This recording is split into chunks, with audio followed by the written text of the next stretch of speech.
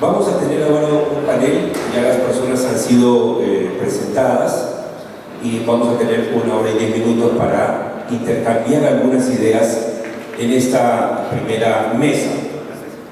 Estamos hablando del tema innovación y planes para desarrollo y bienestar en las comunidades.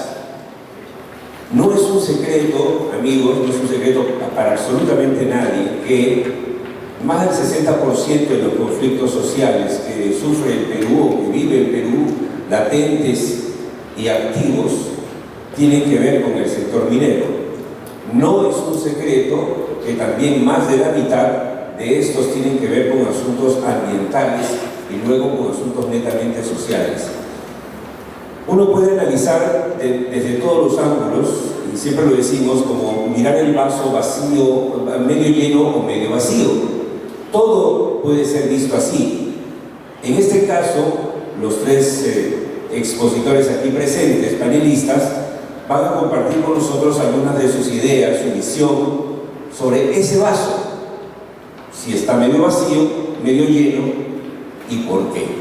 Así que voy a empezar invitando en orden, primero a Mariela Núñez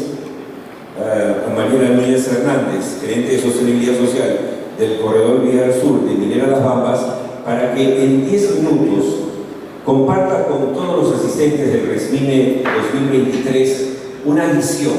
Primero una visión, luego vamos a intercambiar algunas preguntas y respuestas. Aquí nadie es dueño de la verdad, ¿cierto? Es compartir, y por eso felicito la iniciativa de Comín y de Fernando, porque no sobran estos eventos, faltan más eventos como este. Mucho que discutir, porque como bien ha dicho el señor moderador, hay posiciones y posiciones dentro del desarrollo sostenible y el bienestar social. Debemos siempre enfocarnos cuál es el concepto de la población de desarrollo sostenible y sostenibilidad social, cuál es el concepto de nosotros como empresa y cuál es el concepto del Estado. Si tenemos claro esas 3 posiciones, vamos a poder realizar un buen plan de desarrollo y sostenibilidad social que pueda repercutir en un bienestar de las poblaciones. ¿Por qué? Porque el primer parámetro que vamos a tener es la comunidad, o las poblaciones altoandinas o poblaciones costeras, dependiendo en el ámbito laboral donde nos desarrollamos. Estas poblaciones hay que hacer un análisis de cuál es su vivencia del día a día, cuáles son sus brechas, cuáles son sus necesidades básicas y qué es para ellos lo más importante. Y ahí tenemos un trabajo de educación muy profundo, porque normalmente estas poblaciones no tienen un concepto claro de lo que es desarrollo sostenible, de lo que realmente necesitan. Ellas, básicamente, por el día a día, por tener muchas brechas sociales, salud, económicas, por cubrir por el Estado, pretenden que las situaciones de mediano o de inmediato plazo sean cubiertas por las empresas mineras. Entonces ahí tenemos como relacionistas comunitarios, como equipo de RC, un trabajo profundo de poder hacer entender a estas poblaciones qué es lo que realmente es el bienestar social y el desarrollo sostenible. Con respecto a la empresa y el desarrollo sostenible y el bienestar social, sabemos claramente que el desarrollo sostenible y el bienestar social significa un cierre de brechas, un estatus de necesidades básicas satisfechas de manera equilibrada hacia futuros sin comprometer el patrimonio de las futuras generaciones. Entonces, ¿cómo se digiere esto al interior de una empresa? Mucho va a depender de las políticas de la empresa, va a depender también del presupuesto que tiene una empresa para poder invertir, dependiendo si tienes 1, 4, 5, 63 comunidades. En Minera La Bamba tenemos 104 comunidades entre el SAI y el Corredor Vial Sur. Entonces, esta situación tiene que consolidarse a nivel de la empresa. ¿Cuál va a ser la posición de la empresa? El nivel de intervención que va a tener la empresa. Y el tercer punto importante es el Estado. Tenemos un Estado normalmente, si no muchos de los presentes que trabajan en minería o en la selva, ausente, donde las necesidades de salud y educación están pendientes. Y esas necesidades, lamentablemente, algunas veces son asumidas por las mineras o por las entidades que que se desarrollen en los ámbitos amazónicos o andinos. Entonces, estamos dispuestos como empresa a asumir ese rol de satisfacer necesidades que el Estado debe satisfacer por ausencia. Ese es uno de los grandes interrogantes que tendríamos que nosotros comentar hoy y también a nivel de nuestras empresas para saber hasta qué punto podemos tener ese rol interventor. Teniendo estos 3 puntos definidos, podemos aterrizar un plan de desarrollo que pueda satisfacer las necesidades de las comunidades o en todo caso sostener el desarrollo de las comunidades o la población. Si no tenemos claros esos 3 aspectos, va a ser bastante difícil poder hacer un desarrollo sostenible que sirva en el tiempo. Lo que vamos a hacer simplemente es apagar brechas de manera momentánea o llenar brechas de manera momentánea y no tener un desarrollo sostenible. No sé si ya estoy en el tiempo. No, está bien, sí. Tenemos, por ejemplo, un ejemplo. Yo les digo, tenemos una comunidad X que nos pide un tractor. Y de repente, algunos pueden decir, pero el tractor se le malogra, ¿para qué sirve? Pero es que un tractor, por ejemplo, tendría que tener un seguimiento en el tiempo, ¿no? Si tú le das un tractor a una comunidad campesina, tienes que preocuparte porque tenga un presupuesto para su mantenimiento, tenga una situación de seguimiento en el tiempo que realmente se lo reparten entre toda la población para el tema de sus tiendas. Entonces, si tiene un seguimiento, es un tema sostenible. Pero si simplemente le das un tractor y lo dejas allí y no le haces un seguimiento, o no le puedes incorporar dentro de lo que es un programa que depende del Estado, tiene muchos ideas, por ejemplo. Entonces, es un tema que no estás aportando en un cierre de derechos, no simplemente estás haciendo un papel de suplir una necesidad inmediata, pero no una necesidad que se pueda desarrollar en el tiempo. Esas serían, caballeros, los 3 primeros puntos que deberíamos nosotros analizar para poder tener un plan de desarrollo sostenible en el tiempo para poblaciones y también para poder dar el bienestar a la población sin suplir al Estado. Eso es el límite que debemos cuidar siempre. Normalmente las empresas mineras, por el día a día, por la conflictividad social que se presenta en cada uno de los escenarios, tratamos de cumplir o de suplir, al Estado, pero veamos bien hasta qué punto podemos hacer eso, si son políticas de nuestra empresa hacer eso, y cómo vamos a futuro a enfrentar un tema donde estemos nosotros supliendo al Estado y que va a ser interminable, porque siempre va a salir alguna nueva necesidad. Gracias. Vamos a darle, por lo tanto, a Gilder Quiñones sus 10 minutos. Si tiene algo que proyectar, por favor, quienes estén de cargo, adelante. Y adelante, por favor, Gilder. Buenos días con todos. Estamos agradecidos de compañía Minera Poderosa por la invitación y quisiera resumirme a este importante evento. La siguiente, por favor. Compañía Minera Poderosa desarrolla sus actividades mineras en La Libertad, en el Ande de La Libertad, en el distrito de Patás, en la provincia del mismo nombre. Es una provincia de las más alejadas en relación a la capital del departamento, Trujillo, con brechas muy altas. Atendemos de forma directa un grupo de familias, son 154 centros poblados de 13 distritos y más de 20.000 familias que atendemos diferentes programas dentro de nuestra política de seguridad social. Minera Poderosa aplica una política de responsabilidad social de la política de buen vecino con las actividades. Para ello hemos formulado un programa de desarrollo humano sostenible que lo venimos aplicando con diferentes ejes de intervención en el eje social, en el tema de salud y educación, en el eje de desarrollo económico, en el eje de gobernabilidad, ¿no? Trabajamos de una manera articulada, en alianza con el gobierno local, en alianza con las comunidades, con las autoridades locales de las comunidades y con un modelo de intervención,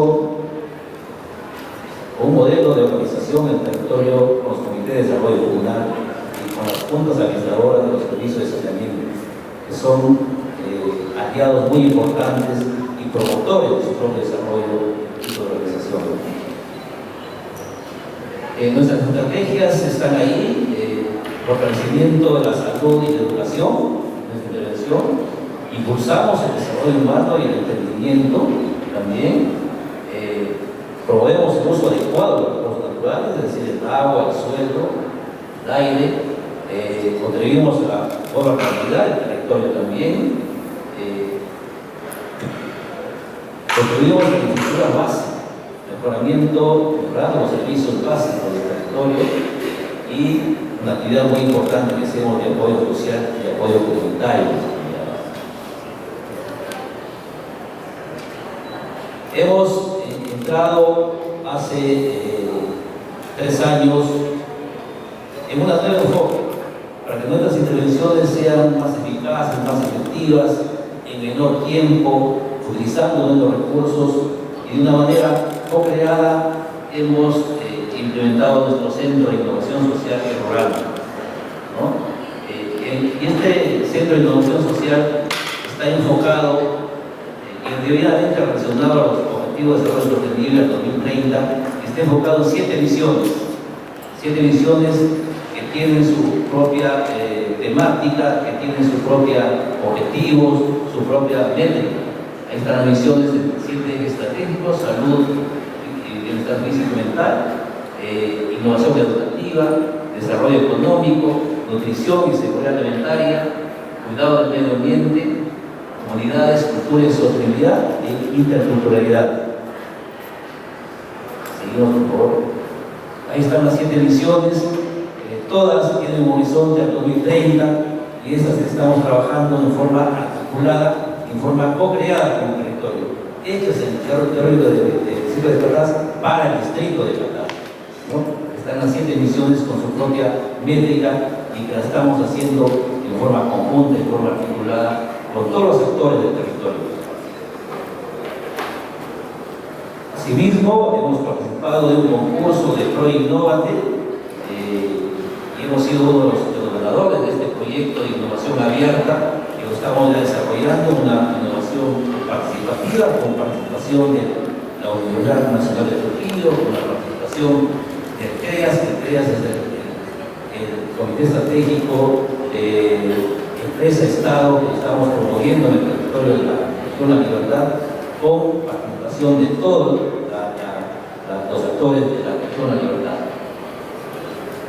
Tenemos ahí nuestros desafíos en 3 ejes que estamos trabajando: por darle valor agregado a los canales mineros, por ejemplo, aprovechamiento de los residuos neumáticos y aprovechamiento del excedente minero, ¿no? Estos son 3 desafíos, cada uno con su problemática, que lo estamos desarrollando de forma abierta con todos los actores del territorio.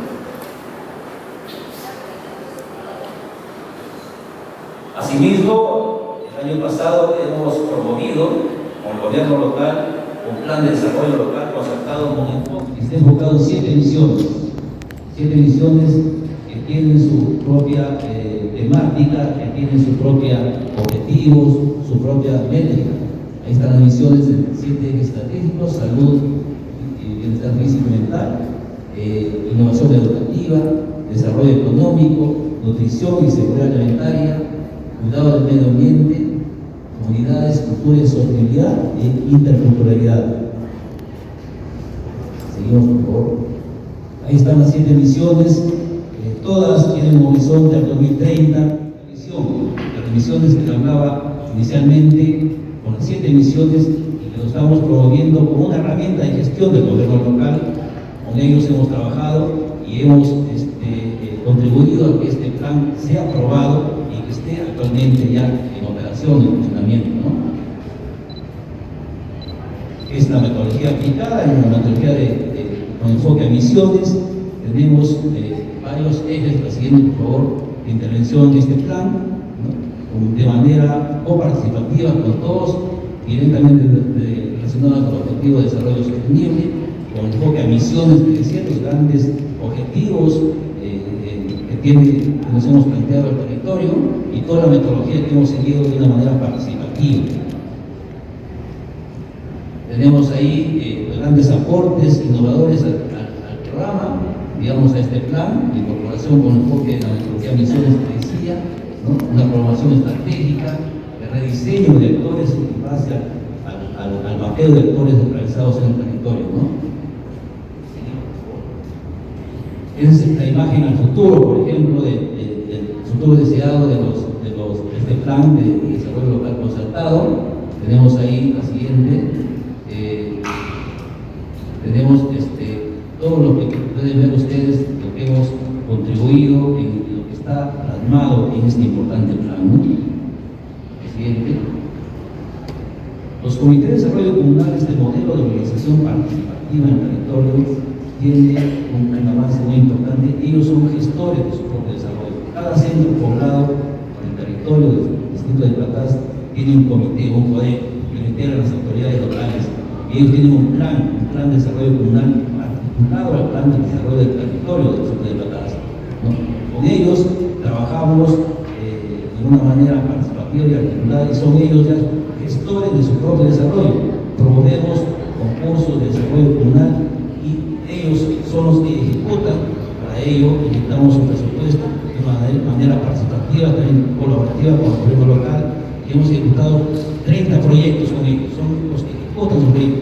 Ellos proponen su proyecto, desarrollan el proyecto, lo ejecutan, hacen proyectos de mejoramiento de sistemas de agua potable, por ejemplo, construcción de comedores escolares, por ejemplo, en el tema del alcantarillado también, proyectos productivos también, ¿no? Ahí ven unos cuadros del trabajo que hemos desarrollado en la cierre de brechas de pandemia y de nutrición crónica, cómo la curva desde la línea base de 2007-2008 ha ido bajando, ¿no? Porque el territorio que trabajamos, las brechas son altas en pandemia y nutrición crónica. En educación también, implementar el logro educativo en el tema de comprensión lectora y matemática. También hemos trabajado mucho con ellos y seguimos trabajando. Hay las brechas altas también en el tema de educación en el territorio. Siguiente. En el desarrollo económico trabajamos dando asistencia técnica a los agricultores, empoderando a los agricultores para ser más competitivos en el mercado local, dinamizando el mercado local, insertando nuevas variedades de cultivos en la zona, implementando sus rendimientos y por ende incrementando sus ingresos económicos de la economía rural. Un componente muy importante que trabajamos es el PAP, ¿no? Nosotros trabajamos en comunidades por encima de los 2.500 metros, que créanme, son comunidades que en el desayuno, en el almuerzo, en la cena, comen papa. Entonces, y con los efectos del cambio climático, trabajamos con nuevas variedades en alianza con el Centro Internacional de la Papa, con la guinea, y que sean resilientes al cambio climático, que sean resilientes a las enfermedades, a las plagas del territorio. Para ellos, tenemos 7 nuevas variedades de papa que es ahí, ya 5 de ellas lanzadas que están en el mercado, y seguimos fortaleciendo con capacidades con organizaciones semilleristas para que estas nuevas variedades, los mismos productores produzcan semilla y vendan ese mercado, ¿no? También a la papa nativa, que ustedes deben conocer, que se siembra por encima de los 3.000 metros, que solamente lo conoce el territorio, es un valor muy importante, un valor que está perdiendo, y hemos hecho una caracterización de la papa nativa, y con ellos seguimos trabajando para que esta papa nativa llegue al mercado, y lo está haciendo, ¿no? Está llegando al mercado de Lima, al mercado de Trujillo, la papa nativa de la zona donde trabajamos. Y ahí están los catálogos publicados, el último catálogo de Yabamba que ha sido lanzado hace un mes acá en Lima, ¿no?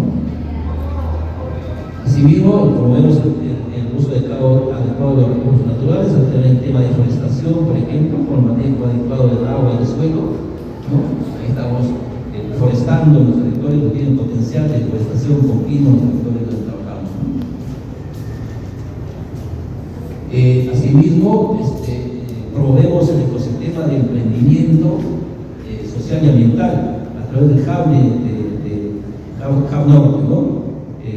Lanzamos un concurso de manera participativa con con desarrollo sostenible, con CUNA, ¿no? En 5 regiones en el nivel del norte: La Libertad, Lambayeque, Tumbes, Cajamarca y Amazonas. Y estamos lanzando este hub norte de proyectos innovadores con jóvenes. Ya estamos en la 4ª versión.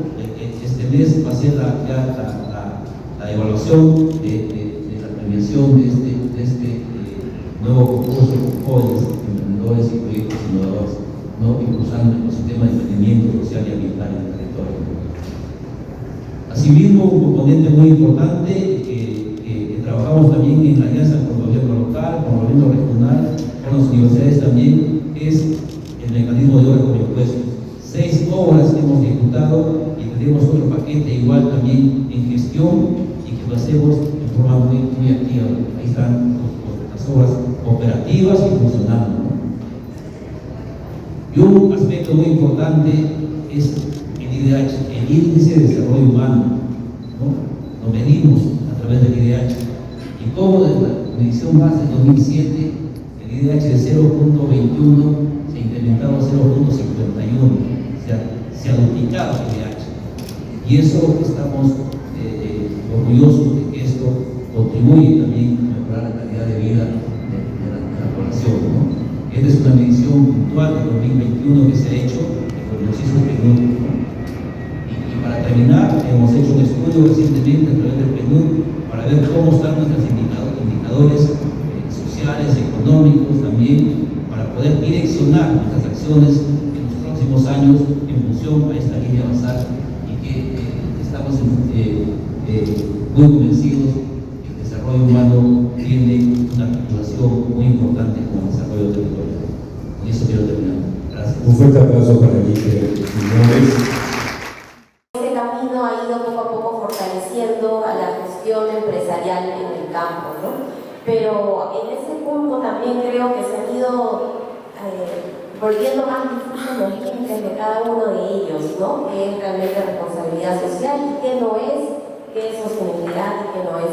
Pero finalmente creo que incluso hasta por criterio podemos entender la sostenibilidad, como los colegas ya lo han mencionado anteriormente, que es ese actuar responsable pensando en las generaciones futuras, tal como lo dicen las instituciones internacionales especializadas en esto.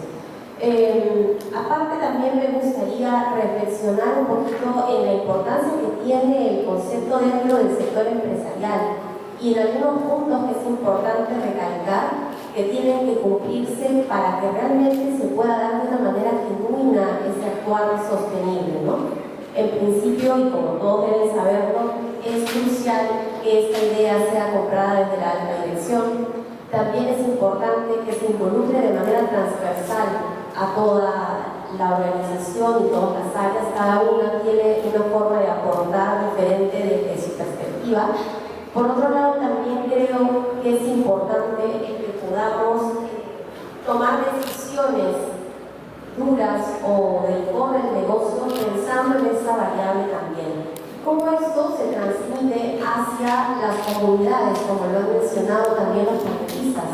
¿Cómo se come esta sostenibilidad para las comunidades, ¿no? Considerando cómo es el perfil de una comunidad, por ejemplo, andina, que es una persona o un grupo de personas que viven el día a día, que tienen un actuar más transaccional con la empresa minera o de hidrocarburos, energética, que son un poco más cortoplacistas, que no son tan abstractos, sino más bien concretos. Entonces, hablar del concepto de sostenibilidad e innovación se vuelve un poco difuso. Por lo que considero que la manera más exitosa de que esto se pueda entender es a través del proceso de la innovación, involucrarnos en ese proceso. Y es ahí donde quiero presentarles unas pequeñas imágenes.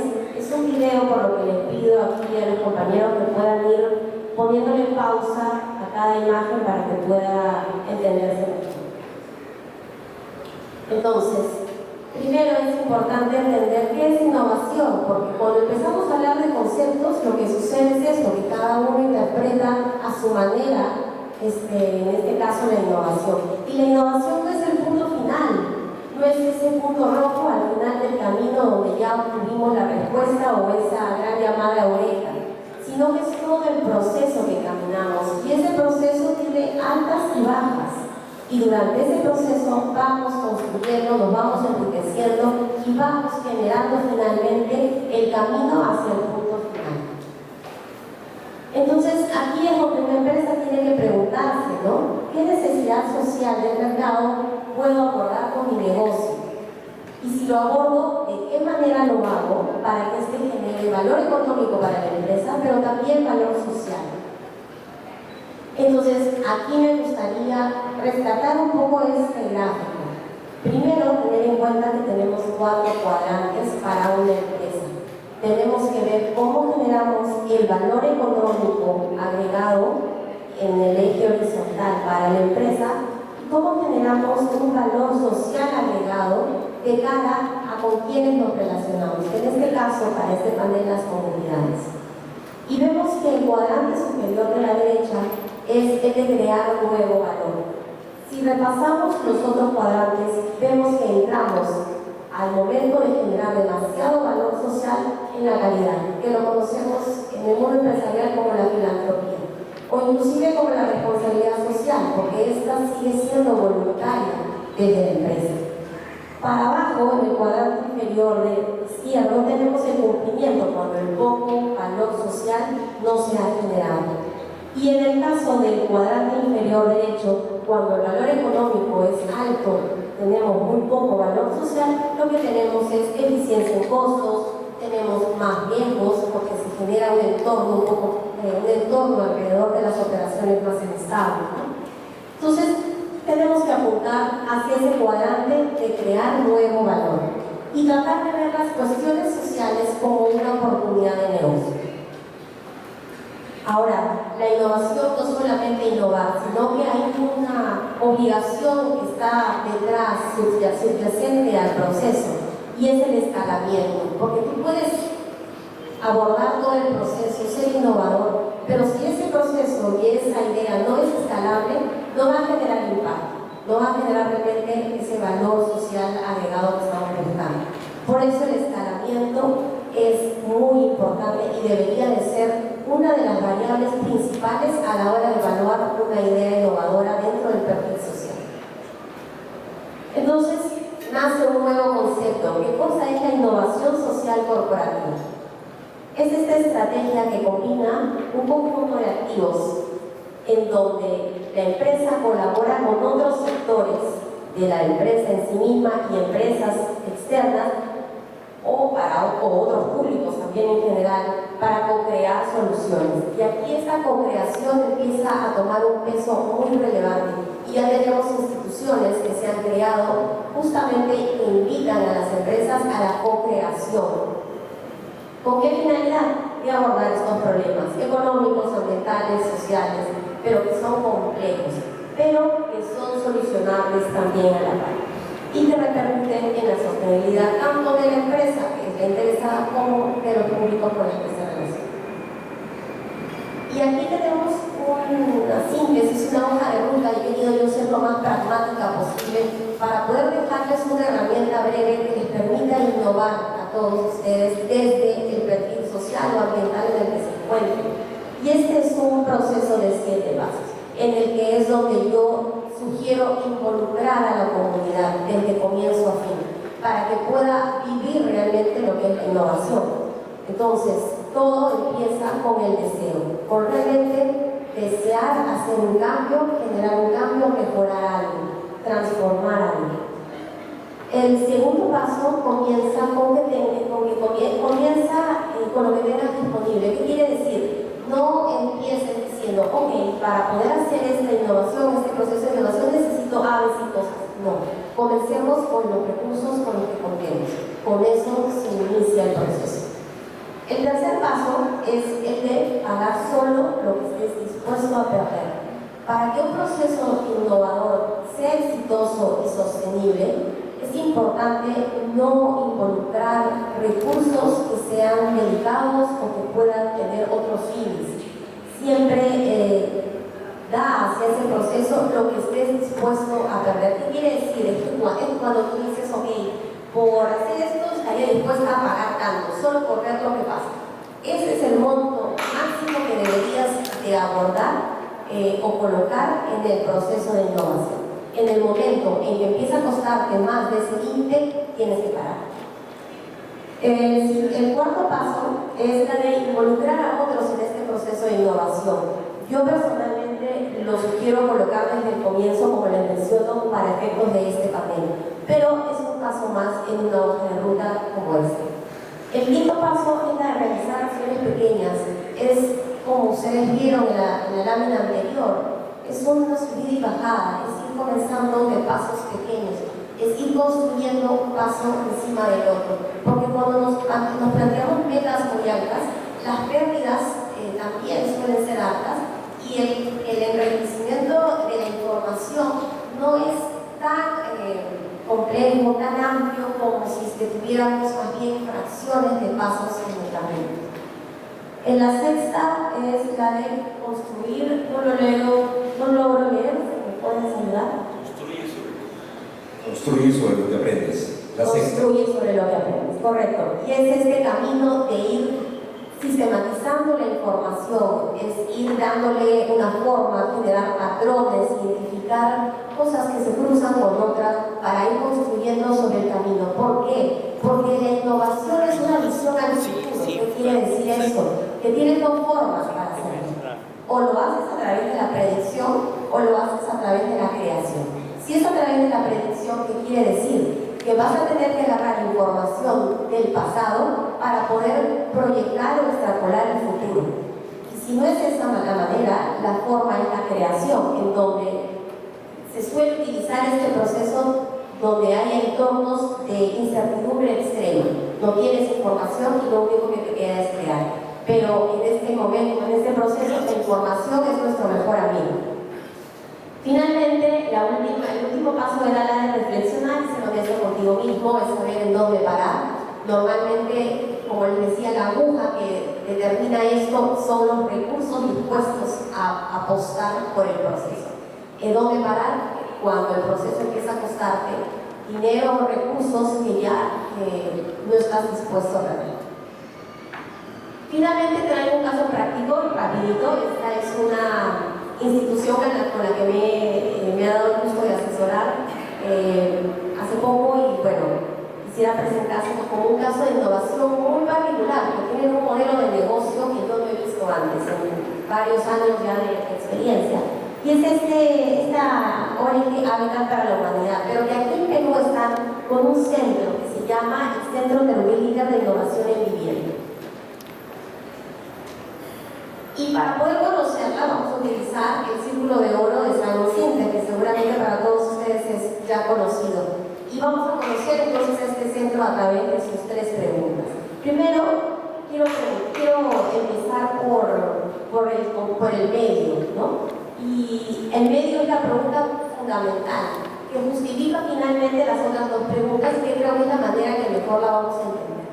¿Por qué? ¿Qué cosa es el Centro Termilítica y por qué hacen lo que hacen? Primero, para entender la pregunta del por qué, es el motivo por hacer lo que hacemos con la intención de inspirar y conectar emocionalmente. Le voy a pedir aquí a nuestro moderador si puede ayudarme leyendo lo que dice al lado. Para que cada persona tenga un lugar digno donde vivir. Eso es lo que ellos buscan. Lograr que todos en el mundo tengamos un lugar digno, de calidad, de seguridad donde vivir. Entonces, para ese deseo, para esa aspiración, ¿cómo lo hacen? El cómo es ese proceso para satisfacer la necesidad. Pero ¿de qué forma logran ellos satisfacer esta visión? Si me ayudan, por favor. Catalizando y articulando el ecosistema del sector construcción que impacte a la población vulnerable. Exacto. Ellos buscan no decir directamente a la persona con su casa o con su proyecto de casa. Ellos buscan movilizar, catalizar, influenciar el ecosistema de la construcción, pero no todo el ecosistema en particular, sino de la población vulnerable, que es finalmente la que entra a hacer ese grupo grande como enfoque de su actuar, ¿no? Y finalmente, ¿qué cosa es lo que hacen o qué es lo que obtienen, qué producto o servicio es el que se genera luego de ese proceso, ¿no? La pregunta ¿qué? Es el resultado de todo el proceso anterior. ¿Cómo lo haces? ¿Te trae un producto o un servicio? Y el indica 3, facilita espacios para experimentar y aprender, financia el escalamiento de productos, articula alianzas entre actores del ecosistema. Y entonces se los voy a decir en palabras mucho más simples. Pasamos a la siguiente diapositiva. Esto es un laboratorio social. No sé si antes se ha topado con alguno, pero esto es lo que es el centro de Vivienda. Lo que buscan es impactar en el ecosistema de la construcción, pero no todo el ecosistema, sino enfocado en la población vulnerable. ¿Qué es población vulnerable? No es el pobre extremo, no es el pobre en sí, ¿no? Es esa línea en donde se encuentran aquellas personas que de ocurrir un evento externo bajan rápidamente a volverse pobres. Y entonces, regresamos por favor. Entonces, lo que ellos buscan es transformar ese ecosistema en uno más inclusivo. ¿Cómo logras eso? ¿Cómo logras esa transformación? Y pasamos a la siguiente. Entonces, aquí, la manera transversal de su negocio, por así decirlo, es innovando. Y aquí hay una ecuación que resume lo que ellos son, lo que ellos hacen. Entonces, tenemos 3 elementos que generan finalmente una construcción sostenible y segura. La primera es la capacitación dentro del sector del ecosistema de la construcción y que está involucrando al Estado, a las empresas privadas y al usuario final. Y este usuario final tiene 2 tipos. El usuario final es el beneficiario de la casa, pero también todo este sector de profesionales, desde el ingeniero hasta el maestro de obra, o el albañil inclusive. ¿Y por qué? Porque hay mucho desconocimiento. Por ejemplo, si uno quiere traer un producto, un cemento que, no sé, les estoy inventando, o un ladrillo que pese la mitad, vas a tener a todo un sector que no sabe cómo usar ese ladrillo. Tiene que capacitar desde el albañil hasta el ingeniero que quiere usarlo, desde la empresa que quiera venderlo, desde los proveedores que quieran traer las máquinas, desde el Estado que genera regulaciones. Todo el ecosistema tiene que capacitarse. La otra variable de la ecuación son las nuevas tecnologías, que es lo que acabo de mencionar. Ellos buscan que haya más acceso y más promoción a esas tecnologías. Entonces, identifican productos y servicios que sean escalables, porque de eso se trata el impacto social finalmente, y que puedan volver al mercado más inclusivo. Allí es donde vienen los productos como las bloquetas de cemento, hay productos como las bolsas ecoamigables de cemento, hay agregados o aditivos mucho más ligeros, menos nocivos al medio ambiente, y entre otros más. Y aquí es importante identificar las startups, porque estas son las empresas decididas o dispuestas a asumir el riesgo si es que alguien las financia para testear un producto. Y finalmente el financiamiento, porque aquí también se trata de números. Y es importante identificar al sector financiero dentro de esta ecuación, porque es necesario que identifiquen a este público vulnerable y que generen productos a la medida. Primero es importante caracterizar a este potencial beneficiario. Luego, buscar la forma de generar tasas que sean mucho más accesibles. Y finalmente, tener criterios que le permitan que el trabajador independiente que no tiene récord crediticio pueda acceder al sector financiero. Todo esto es lo que finalmente permite que se genere un sector de la construcción más sostenible. Esa sería mi reflexión.